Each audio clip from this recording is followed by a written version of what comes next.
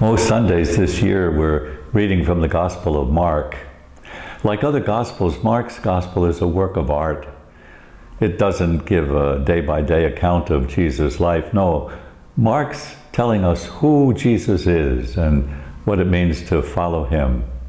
So for the last 5 Sundays or so, Mark's Gospel is taking us on the journey of Jesus and his disciples from Galilee to Jerusalem, where he will die and rise from the dead. The Gospel doesn't give us a day-by-day account of that journey or tell us what places they pass. No, it's more important who the people are that Jesus speaks to along the way. These are good ordinary people as far as we can judge.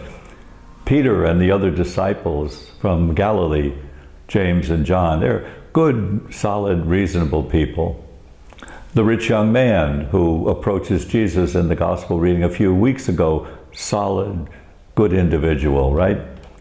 But they all fail to fully understand Jesus, especially the message about suffering and death.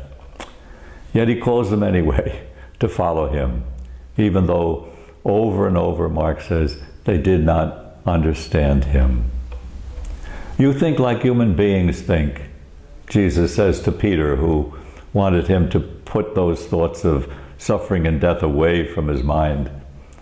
James and John, they're looking for positions in Jesus' earthly kingdom. It's a sure thing. The rich young man, afraid of losing what he has. They think like human beings think. They don't fully understand him. Of course, Mark's Gospel says that that's the way we think too. We're limited. We're self-seeking. We're afraid to trust in the wisdom and promises of God. We think like human beings. At one point in Mark's Gospel, the disciples throw up their hands in desperation after Jesus admonishes them. Then who can be saved? They say.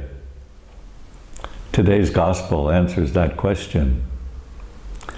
As Jesus was leaving Jericho near the end of his journey, Bartimaeus, blind man, son of Timaeus, is sitting by the roadside begging.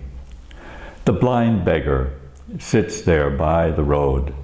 He can't see, and he has nothing to recommend him. Nobody wants to look at him. But Jesus calls him, and he gives him his sight. And not only does Jesus give him sight, but Bartimaeus, the son of Timaeus, gets up and follows Jesus on the way up to Jerusalem.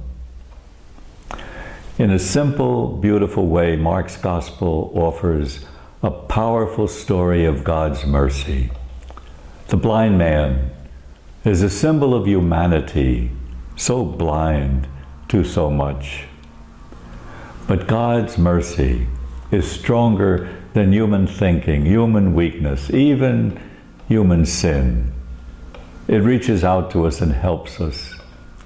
God's mercy helps us to see, to get up, and to go with Jesus to Jerusalem.